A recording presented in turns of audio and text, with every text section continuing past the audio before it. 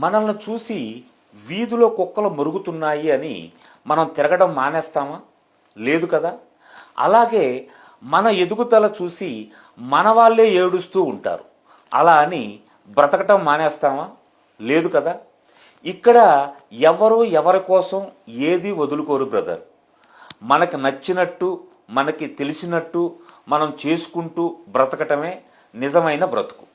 అంతేకాని ఆ నలుగురు ఏదో అనుకుంటారు, వీళ్ళు మన వాళ్ళే కదా ఏడుస్తున్నారు, మనం ఆ పని ఆపేద్దాము, మనం ఇలానే బ్రతుకుదాం, వాళ్ళకి నచ్చినట్టే ఉందాం అని ఎప్పుడూ అనుకో. ఎందుకంటే జీవితం అనేది చాలా చిన్నది. ఆ చిన్న జీవితాన్ని నీకు నచ్చినట్టు బతికితేనే నువ్వు తృప్తిగా ఉంటావు. బంధాలు బంధుత్వాలు రక్త సంబంధంతో ముడిపడి ఉంటే ప్రేమ ఒక్కటే మనసుతో ముడిపడి ఉంటుంది. ఈ రెండిట్లో ఏది ఎక్కువ ఏది తక్కువ అంటే ఏం చెప్పగలం?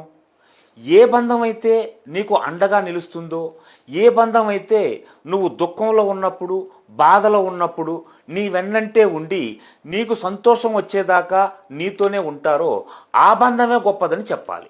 అంతేగాని రక్త సంబంధమైనంత మాత్రాన గొప్పదనో లేతే పెళ్లి సంబంధం గొప్పది కాదనో చెప్పటం అనేది కరెక్ట్ కాదు.